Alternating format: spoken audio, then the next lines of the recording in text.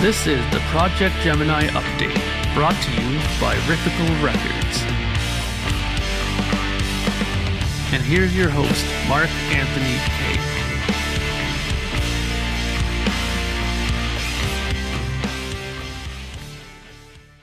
Greetings and welcome to episode number 93 of the Projekt Gemineye update. So today it gives me great pleasure to bring you an interview that I did very recently with David Donley. Now, this is something that I've been planning on doing for a while. I just did one not long ago with Joe Bailey, and that went really well, so I was very pleased with that. We talked about quite a lot of things, and with David, it was no different. We talked about a lot of things. We talked about a lot of things he did in his career, some fascinating stories I'm sure you guys will all enjoy very much like I did. And we talked about the Projekt Gemineye record, and lots of other things, as you'll hear in this interview. Just a heads up, you will notice that the scenery will switch about quarter way through the interview. We had a little bit of technical issues. The day that I recorded it, we had a big snowstorm here. I don't know if that attributed to some of the shoddy internet that I had. But David also had a little bit of issue over on his end. But, 3 attempts got nicely put together into one nice interview. So just in case you're wondering, wow, what happened with the background, we had to change locations, blah blah blah. So anyways, that shouldn't affect the enjoyment of this very good interview. So without any further distractions, let's get on to the interview, and I'll see you on the other side. Take care.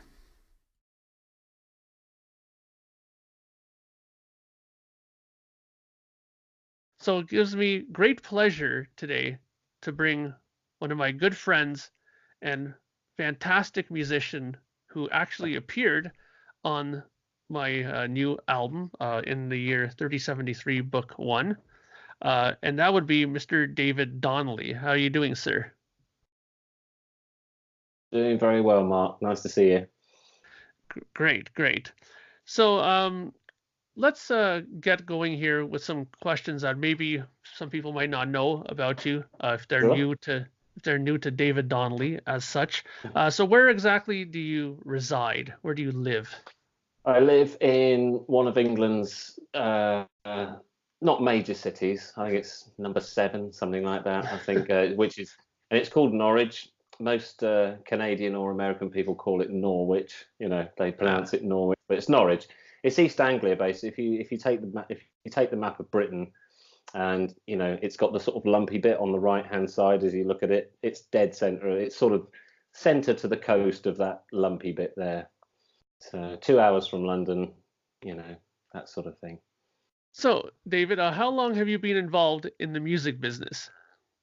Well, there's two answers to that. I mean, I've ever since I discovered my dad's sort of little drum kit down in the family basement, age 5. That's what I got into. I was never really. I still to this day couldn't name you a soccer player that's in the Premier League. David Beckham. I don't suppose he still plays, but So I was just never into. I never wanted to be a train driver. Never wanted to be what else do young boys want to be? Policeman or something. But it was always just music. But in terms of how long have you been in the business, as it were, well, 15 years is how long I've been professional. Great. That's very impressive, my friend. So you are a multi-instrumentalist, just like myself and as Joe Bailey. So what would you say is your primary instrument that you play? Well, it started with drums. It was drums for a long time, and then punk happened, and I always fancied playing the guitar, but I just figured that it looked too complicated, But then the great thing about punk rock was all these brilliant songs that came out and these bands that I liked, and I thought I must be able to play that, surely, And so, and then not doing bass players down, but to start playing the bass, if you can play guitar, you can play bass. It's just obviously, it takes a lifetime to master, but you can pick something up pretty quickly. So I certainly wouldn't call myself a keyboard player, but I do play keyboards on things. I've done a couple of film soundtracks, and obviously that involved a lot of sort of atmospheric washes and Yeah. strings and stuff like that. So, but yeah, drums is the thing that if a band said to me, our drummer, isn't available tonight, can Mm. you come and stand in? I'd be more confident sitting behind a drum kit.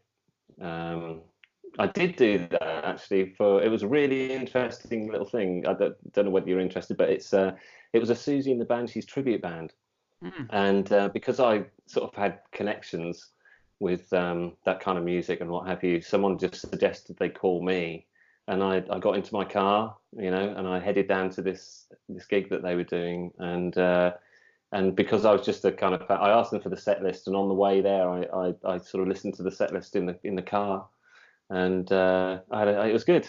I got them through it, but I couldn't have Yeah. done it. I don't think if the guitarist had gone down, I don't think I could have. I don't think I could have coped with John McGick, um, you know, guitar lines off the top of my head. Do you know what I mean? Yeah, yeah. So, Well, I mean, you're just probably more used to the whole drumming thing as far as being able to pick up on rhythms by ear and stuff like that, right? yeah, and also I think you sort of asking how long I've been, in the business. That obviously the fact that I can play the three main sort of rock instruments, drums, bass, and guitar. Yeah. That's the only reason I think I've managed 15 years, because there's always someone behind you that's better than you, in Mm. terms of technicality and stuff. But it's I think I've managed to sort of hang on in there through turning up on time, behaving myself, and playing what I need to play. That's a very important lesson, kids. It's not Yeah. all about technique. There's a far more greater things Oh, that musicians look for than that. yeah. Yeah, Yeah. absolutely. I mean, there's tons of people. I'm nowhere near the best guitarist or the best bass player or the best drummer, but I won't mess up. So, Mm. but I think Exactly. I think having all three of those instruments in the bag, as it were, I think that's why I've managed to continue being employed. If I'd have stuck with just one, I don't think I'd have managed it. Yeah, I hear you.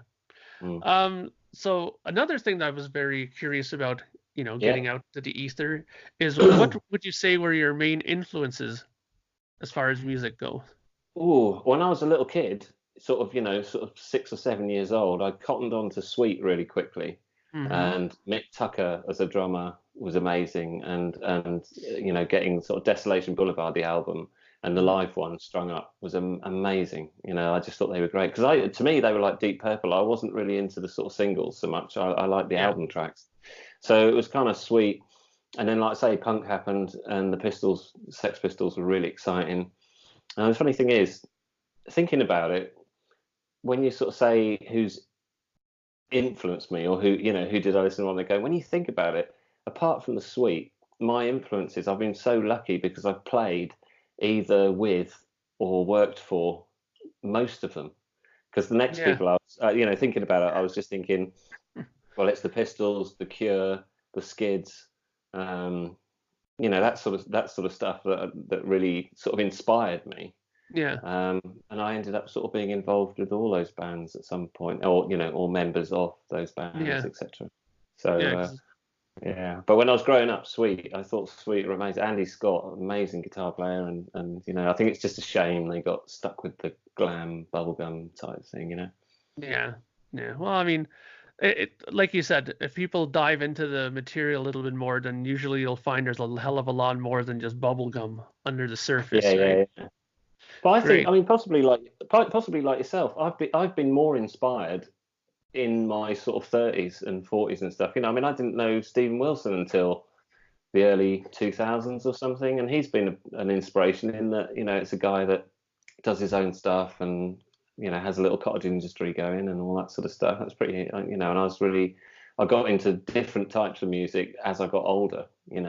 Yeah, exactly. I mean, our tastes all change as we get Yeah. through this life of ours, right? So Yeah, absolutely. yeah, so let's talk a little bit about the song that you were involved with on my record, the Yay. song being Children of Hope.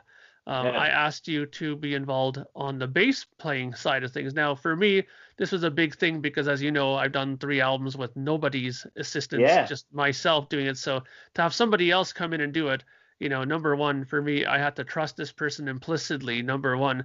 And number Yeah. two, I had to think to myself that I would be comfortable knowing that whatever he would do would be, something that I'd be happy with. And I was absolutely fantastically impressed with what you sent me. I was very happy with it. So my first thought is, what did you think of the song when you first heard it? Well, it was a bit.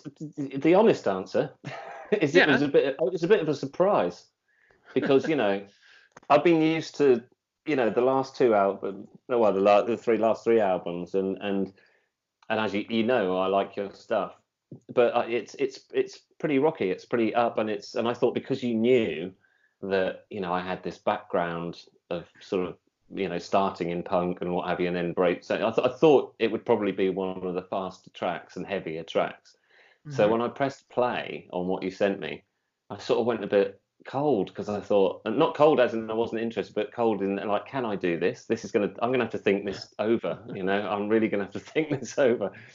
And so I sort of noodled along with it, and I thought it was a bit like when I was playing in Holy Holy, when the very first lineup where it was Hmm. the bass stuff, when I was bass on that, and I had to rethink so much of my sort of Ramones fall to the floor playing and that, and think about it. So I went into that headspace for it, and I did a couple of versions. I remember saying to you, I've done like one that's kind of quite rocky and heavy sounding, and then I played with my fingers on one, and then what I sent you in the end, I think, was a mixture of the two. I did play with a plectrum, or a pick, Yeah. as you say, Yeah. but so it was a mix of that. So it's really nice because again, it was like learning all the Bowie stuff that I had to do. It was kind of I had to. It was a lot. I like it when I get pushed. I like it when something's a bit of a surprise, and when something makes you think again. There's as a musician, you'll probably agree. There's nothing worse than your comfort zone.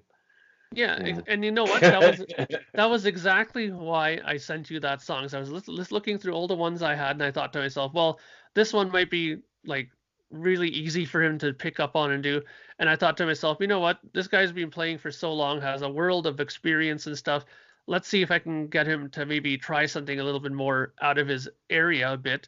And that's why Yeah. exactly why I picked this song. And I was glad I did because I think he did a great melodic bass line in there. I was really impressed because one would be not foolish to think, but one would probably think, okay, well, he'll just he could probably do the simple four on the floor, the really kind of aggressive Steve Harris kind of thing. But I thought to Yeah. myself, can he do something that's a little bit more like you said, like a Bowie bass line or something a little bit more where there's more noting involved, and you did fantastically well. I really enjoyed the lines that you made for it. So I Yeah. thought that it turned out fantastic, which kind of leads me to my next question. I mean, you kind of answered the other one I had as far as the approach of the writing of it, which is exactly just as you explained now, how you kind of have to Mm. rethink it all and kind of approach it differently, right? But what I'm interested in, because I loved the way the bass turned out, is what did you use as far as gear for recording this?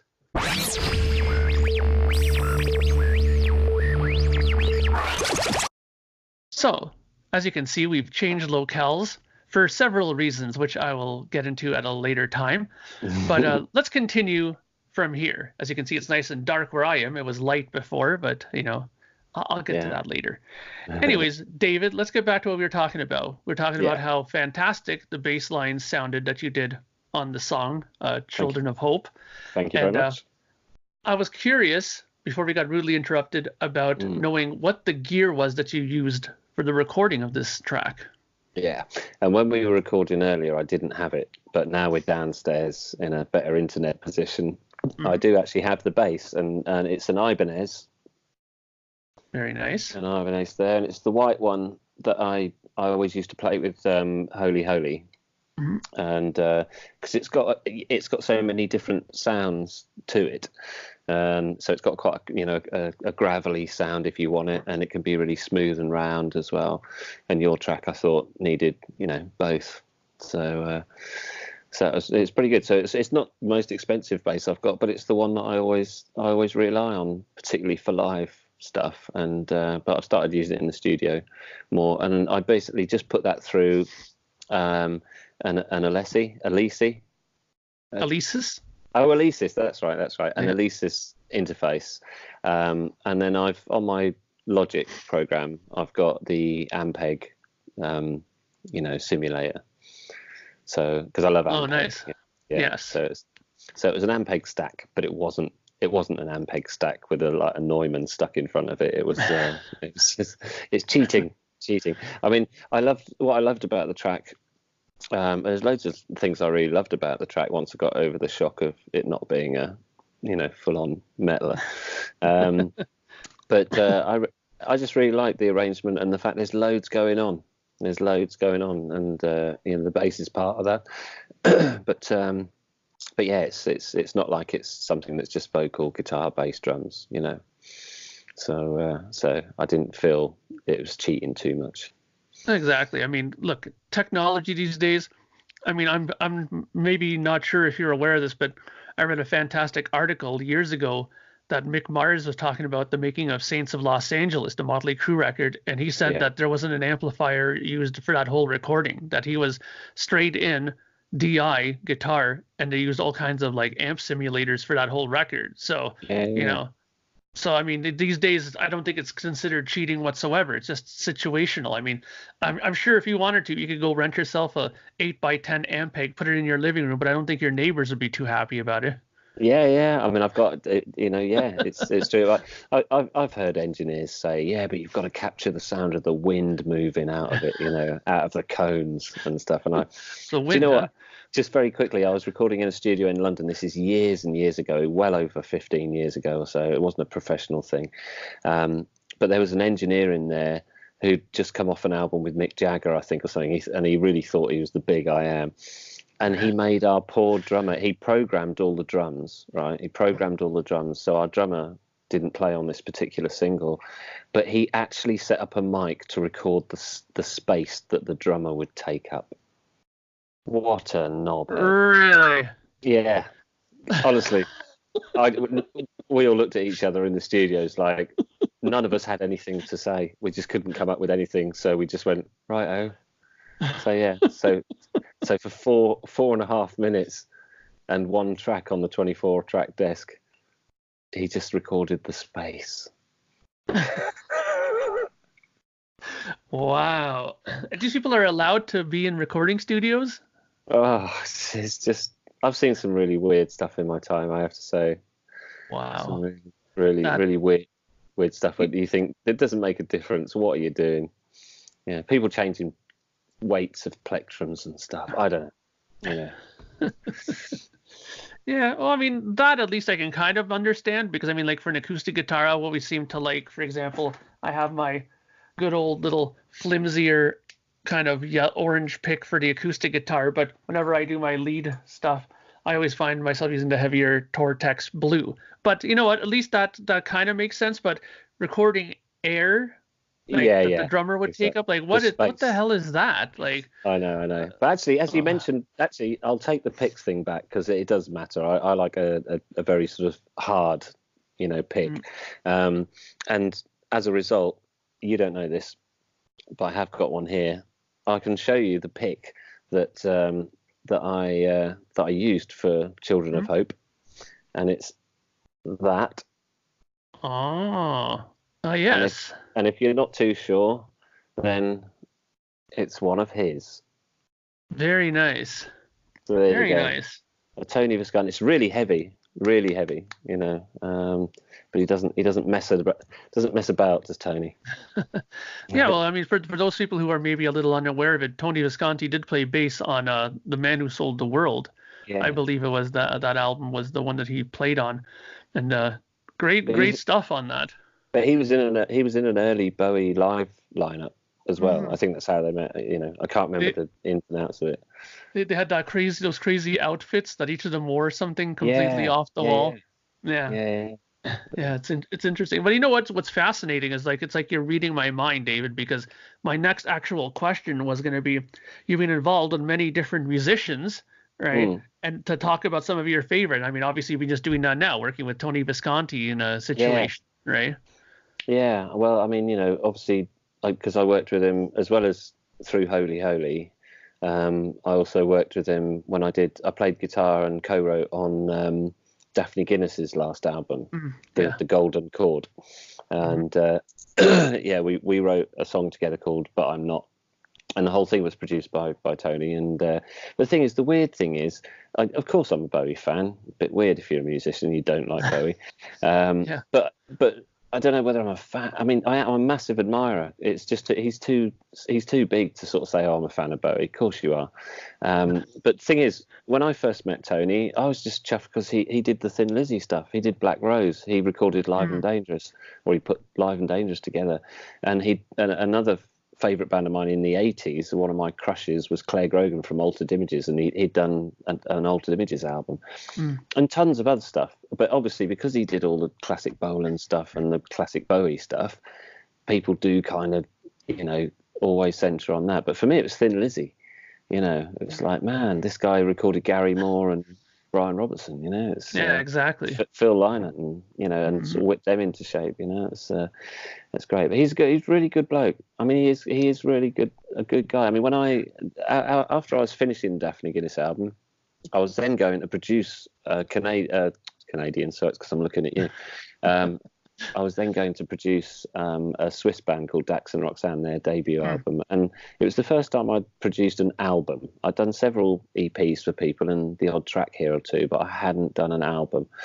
And I said to Tony, I was a bit nervous about it, and he just said, "Hey Dave, if you need anything, give me a call. If you get into trouble, give me a shout." And I just thought it was so cool. I never did call him. I did okay, but it's just what a nice thing. How many first-time producers can go into the studio and say, "Well, if I'm stuck, I can phone Tony with Visconti." Yeah, exactly. That's like me saying something like, if I got stuck in a studio, I could call Bob Rock or Terry Brown or something. yeah, exactly. It's amazing. Text him sort of like, "Hi Tony, I've got some feedback coming on the third channel, at around about 50 hertz. What do I do?" Yeah, fantastic. Well, I mean, talking about sorry, I didn't mention anyone else, did I? You asked me who my favourites were. So I mean, Daphne was really good. Shall I carry on with that? Sure. Yeah, no, Daphne was really good. Obviously, Tony was really good. Holy, the whole thing with Woody Woodmansey, playing with Woody Woodmansey with me on bass. That was just amazing, because he's such an amazing drummer still, even at the age of, I don't know what he is, but he's an old guy, but he's just so full of oomph. He's amazing. They're touring in January, over here. And that was really good. And the weird thing this year has been seeing all the Cure stuff.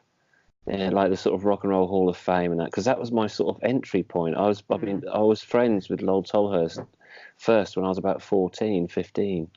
And we stayed in touch, and, even past when Lol left the Cure in '89, and he had his own band, Presence. And then I lost him for a lot of years.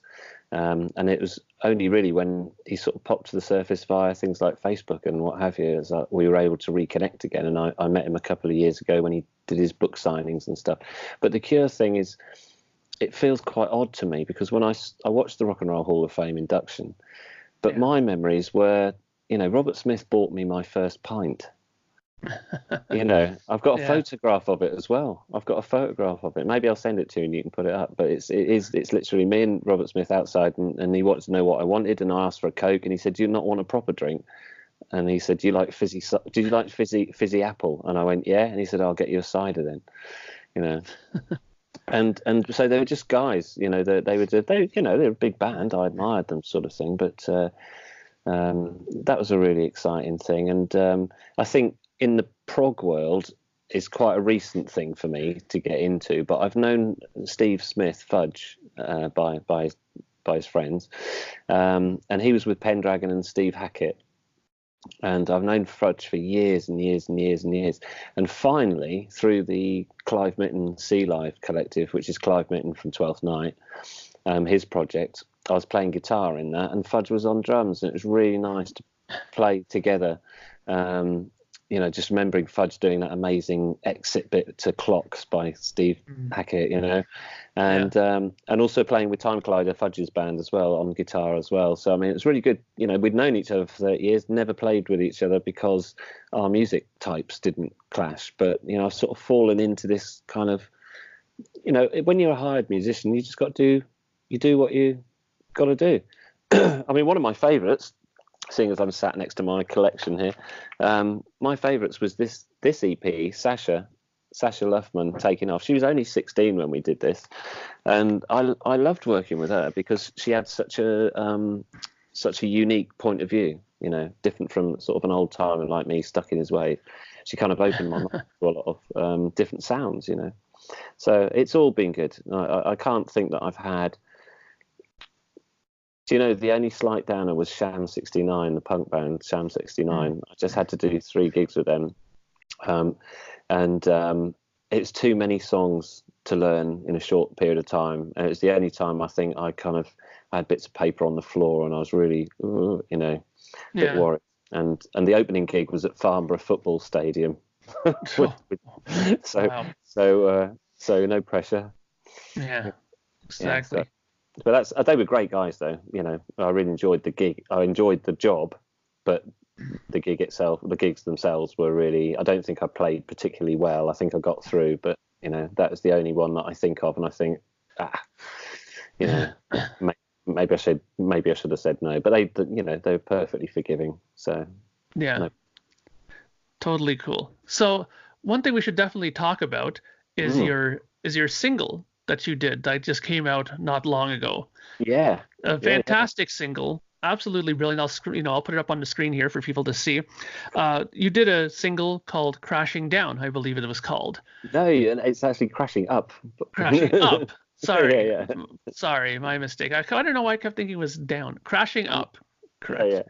Yeah. So Crashing Up, and of course, you were talking earlier about some of the fantastic people you had the pleasure to work with, and this is one of those situations again where you got to work with some fantastic people. How about talking a little bit about that?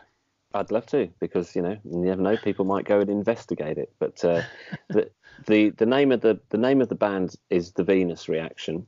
Yes. And the thing, what I wanted to do basically, because I played with all these different people, and but obviously, like yourself, I write my own songs. I write stuff for me, and I just got to that point where I just thought, if I leave it much longer, I won't get a chance to do it. And I just wanted to put something out of my own, that was kind of directed by me, if you like, And obviously but I wanted to. I've got to make this clear.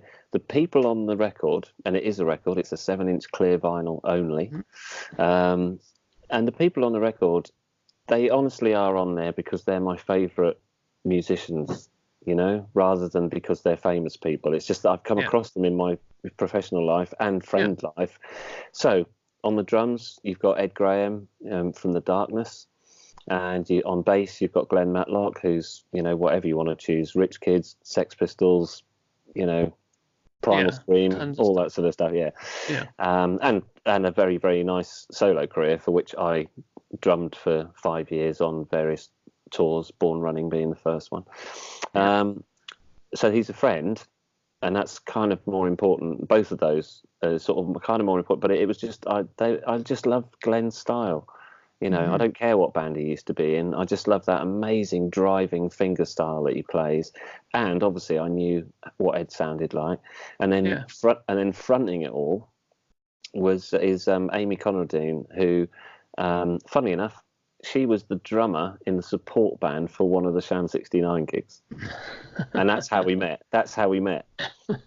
And it was after that gig she said that she was a singer, and that she'd like to sort of, and I thought, okay. So she sent me a demo, and I had a good listen to it, and I just thought, that's exactly the voice. I love female fronted stuff.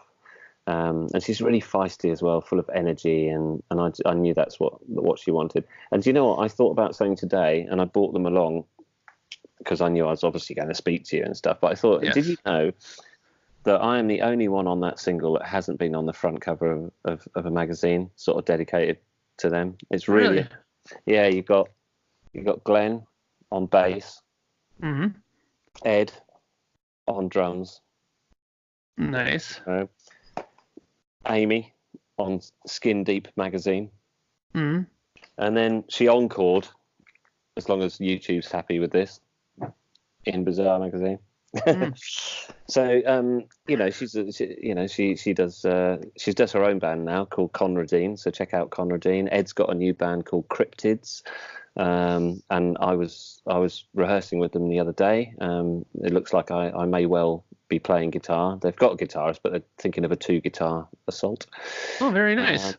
And Glenn, I saw Glenn a couple of weeks ago. A few weeks ago, because he played Norwich, which is quite nice. But he's got his sort of, I wouldn't call it a rockabilly band. It's just a bit more sort of, he sings and plays acoustic. And he's had Earl Slick on guitar and Chris Musto from Johnny Thunder's band, or Johnny Thunder's old band, and Jim Lowe, who mixed my single and is a producer with countless number ones under his belt. So he's good. And I thought, because of the kind of program this is, or the kind of podcast is, and what you're like, you might like to see, because no one's ever seen this except me, but this is the test pressing of the single. Oh, nice. It's pretty nondescript, but yes, as most test presses are. And there's only 2 of these in existence in the entire universe, but this is a fully signed Venus Reaction single, even with Jim Lowe, the mixing. Pull it back a bit. Hold it up and pull it back a little bit so I can get it better. There you go. Very nice. So yeah, it's a full thing. And like I said, it's in, not to run on too much about my single for the entire podcast, but it is clear vinyl. And the thing is, it links up to the Projekt Gemineye thing. It really does. It's like, I know the sheer effort that you put in to your albums, because every single one of them is just presented beautifully, really nice. And the only difference really is that you do have it on digital formats and what have you. But what I wanted to do, certainly until it's sold out, and there's not many copies, so so get yours. Yeah, exactly. I'll tell you how in a second. But but yeah, it was that thing of just wanting to have something that people could hold, and and vinyl is just such a physical thing. You get a sleeve, it can be a different color.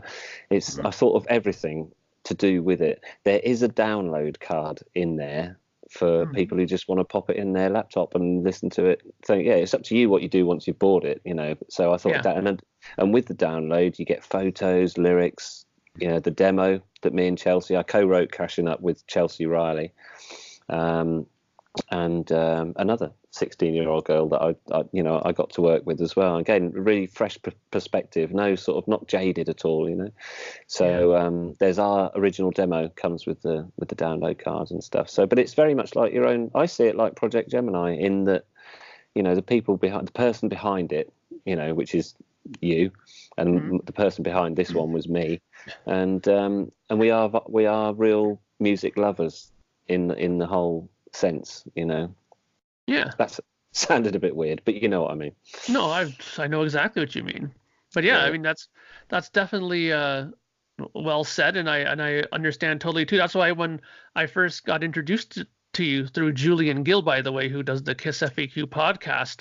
Top fella. Yeah, he knew right away when he talked to you about your single the first time. He messaged me. He said, he goes, you might want to talk to David. You and him might get along like wildfire. And it's obvious that we did immediately when we started talking.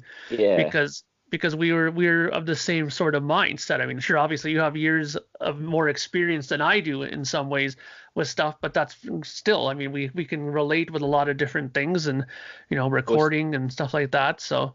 Well, I think musically we're sort of coming from the same stable, and that's why, I put your album on the other day, the purple one. Is that one or two? Two. Purple. Two, yeah. And I was giving that a spin the other day, and I do remember putting it on, just thinking, what a lovely looking thing this is, and then sitting down with the sleeve and getting the inner sleeve out and all that sort of stuff. It's nice, So, I had a painting done. That painting on the sleeve was specially done, and so. Yeah, and if you would like to buy it after all that, after me rattling on for a good full 5 minutes probably, you can go to www.burningshed.com, or you can go www.themerchdesk.com, And if you forget and you haven't written that down, just put in the Venus reaction into Google, and it pretty much takes you to one of those places, or the Facebook. It's a Facebook as well, so you can go and have a look at Facebook. Put Venus reaction in, you'll see the painted sleeve as the profile picture. So check it out. But basically, it will not be available on iTunes or Spotify or any digital platform. I can't believe that it hasn't been leaked yet, which is great. Because I just really want people to, have the physical thing. There is digital stuff in a card, that you can buy with it, but it'd be great if people could leave it off the internet, so it just becomes this weird one-off release. We'll never play live. I can't get that. I can't afford that lineup. Do you know what I mean? Yeah. And I mean, it's really good that they did it for me. They did it as mates. And I, in all the publicity and stuff, apart from obviously, when we're sort of taking it a bit apart here. When I've done interviews on the radio or anything like that, I've tried to steer clear of the fact that these people were in famous bands, or or that they're on the magazine covers as a model. It's kind of, she's a brilliant singer, he's a great bassist, and he's a phenomenal British drummer. And I think that combination is, and obviously I've got the Dave Donley wall of guitars. Yeah.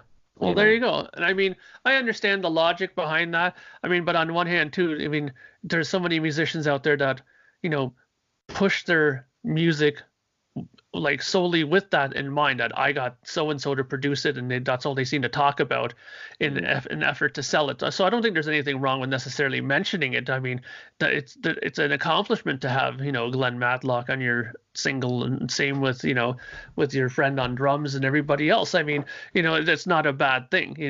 And no, and I think Darkness fans will like it, and if you like the Pistols, you'll probably like it as well, because it is that hard driving rock stuff, But the combination of the rhythm section of Ed Graham and Glenn Matlock, I just thought, this is amazing. But not because they're famous, because one's a brilliant drummer and one's a brilliant bass player, and I knew that it would sound like it does, which is like a train coming at you. Yeah, exactly. Brilliant. It's like when I decided to do like this mad combination, like my drumming, your bass playing, my guitar playing, and the vocals of myself and Joe Bailey. It ended up being this weird intermix, but people seem to love it. The song that you played on, people immediately have got nothing but great comments about it. So I really obviously, liked it.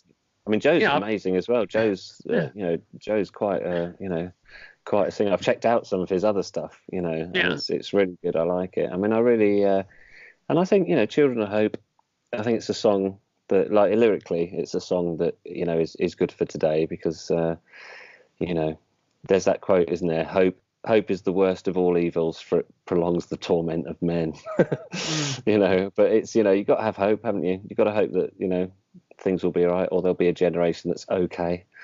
Or we wish them well, as it well. But I think the other what was it? The other hope quote is, to travel hopefully is better than to arrive. Which I think that's like recording a track in the studio, isn't it? It's the journey, isn't it? It's like putting it all down. Once it's mixed and it's mastered, you give it a few weeks before you listen to it again, don't you? And then then it's good. But it's like, once the journey's over, it's kind of, I think the traveling there is the best. That's same as touring, really. Exactly. Because definitely there's been countries that I've been in on tour where the journey there and the travel and the people around and stuff. At the end of the day, a venue with 4 black walls and a stage is a building with 4 black walls and a stage. Anywhere, exactly. It's the same in Austria, Switzerland, France, Germany, Canada, America, Brazil. Exactly. So the last thing I'm going to ask you before we wrap things up here, and I mean, we kind of touched upon it here a little bit, is and I'll preface this question by saying that David Donley will be appearing on a bonus track that I'm going to be doing for the vinyl release of this album that just came out in the year 3073 Book 1. Of course, I love doing covers as bonus tracks, and they are digital only, so you'll not get them on the vinyl. So you'll get them only if you buy the vinyl, because it'll be on a download card. So me and David plan on doing a Iron Maiden song of some notoriety. So that'll give him his much awaited aggression on the bass, a chance to come out and shine. But in closing, And I know you kind of touched upon it a little bit now, but do you want to talk about maybe some of the things you have up and coming? I mean, I know before you had a little bit of stuff going on with, was it Atlantic Machine or something like that, or Yeah, stuff Atlantic like Machine. that? Yeah, Jim Lowe, who's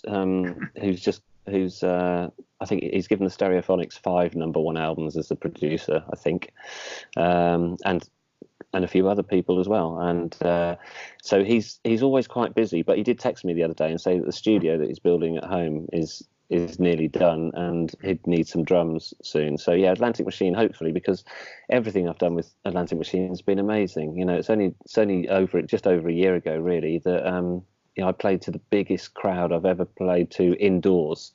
It's 12,000 sold out, you know, in Liverpool, and that was with Atlantic Machine. So I hope there's a third album on the way. We've done 2 so far. There's the Cryptids, you know, like I say, I may be, you know, whether I'm a sort of guest or a member of Cryptids, you know, Ed Graham's new band. Yeah. It's pretty rocking stuff. It's a bit darker. It's a bit more Nirvana than the darkness. Mm-hmm. But I love it. Choose Your Weapon, of course, which is my duo. Yeah. Oh, it's trio. It's basically myself, Jamie Woodham, and Michelle McDonnell, and we've been working on stuff for so long, but it's like Jamie and Michelle are both really busy. I've been busy. It's one of those projects that it'll happen. Yeah. But we've got a sack full of demos at the moment that need, you know, maybe a touch of vocals in, and definitely a mix and a master, that sort of thing. There's a possible film soundtrack, but I can't say anything about it, unfortunately, because it's a film that hasn't been made yet. Yeah, you know, I was saying about, you know, the people who inspired me, I've ended up either working with or hanging about. And I know I've been going for ages. Are you right? Yeah. Oh, yeah, I'm good. No, but one of them, I said the Skids, didn't I? And the drummer of the Skids, Rusty Egan, is a massive hero of mine. And he's kind of like he's more famous as a DJ now, you know. But he did a sort of remix album called Welcome to the Dance Floor. And I did do a mix for him, as in he wanted a rock version, but when he put it together with the rest of the album, which is quite dancey and quite sort of, you know, nightclubby type sort of thing, it just didn't fit. I do understand that it just didn't fit, but I'd love to. I saw him not so long ago, and I think we both hope that maybe one day that version will come out, so that'd be good. But yeah, it's been inspiring. Actually, the B-side, well, not B-side, it's a double A side, but the B-side of my single is called Lifetime. Yeah, and you know, that it's funny. Younger people really like Crashing Up. And older people in their 40s upwards really like Lifetime. And it's that sort of thing of just, you know, it's kind of it's half whinging about, you know, being older, but half of it is really, it's said with sort of like, you know, I can't believe some of the stuff that's happened to me.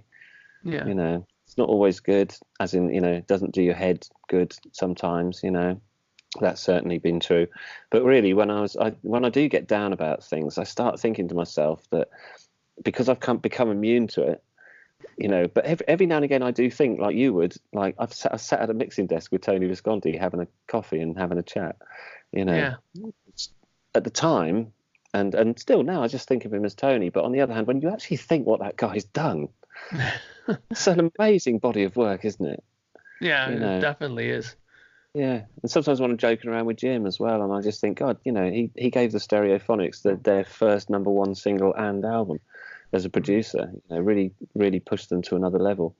So I feel very lucky with what I've done so far. But that's kind of what's on the table for the moment is a bit more of what I just said. You know, there's things coming up, but it's trying to squeeze them all in.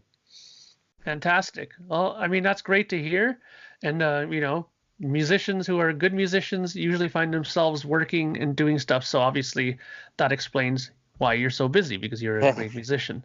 So again, I do think, I hope me and you do some more stuff together. Maybe it won't be Projekt Gemineye, but I mean, like the Choose Your Weapon stuff, the one thing I'm terrible at is programming drums.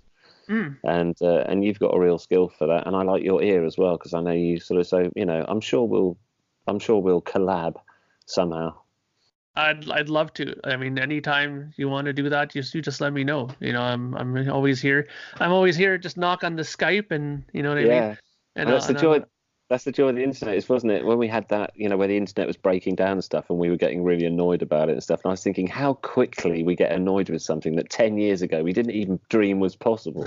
Do you know what I mean? Yeah, exactly. I mean, And now we're really annoyed with it because it's gone down for 5 seconds. yeah. Like, come on.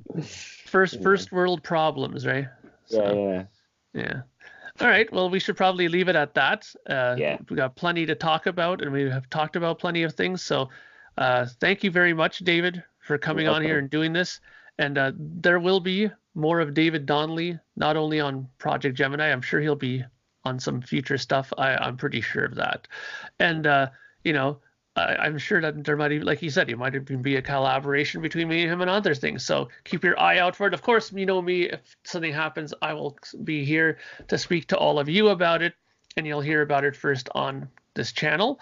So thank you once again, David Donley, for coming on, and have a good evening, and I'll talk to you again very soon. I look forward to it, mate. I look forward to it. See you soon. All right. So there you have it, a fantastic interview with David Donley. As you could see, we had many things to talk about. The funny thing was, after we were done the interview, David texted me and said there was a few other stories that popped into his head that he had wished that he had talked about during the interview. But as I told him, I'm sure we'll do another sit down with David sometime in the future, as I'm sure I'll be working with David again in the very near future. So there you go. Just a little quick update before I leave. The CDs, today being November the 13th, I was informed that I should have the CDs in my possession sometime next week. So that was very, very quick turnaround. So just to let you guys know, who are waiting for the CD copies of In the Year 3073 Book 1, excuse me, next week looks like it's going to be the time I'll be getting them. So very soon. Much earlier than I had hoped for, which is fantastic. Which means that I can start looking at the next thing, which will be the vinyl release of the album as well. So keep your eyes and ears open. I'm sure the pre-order for that will start, next couple of weeks, I hope. Okay, so I hope you guys enjoyed the interview. I thought it was fantastic. And have a great day, my friends. I will talk to you all very soon about quite a few things, actually. So take care. I'll talk to you all soon.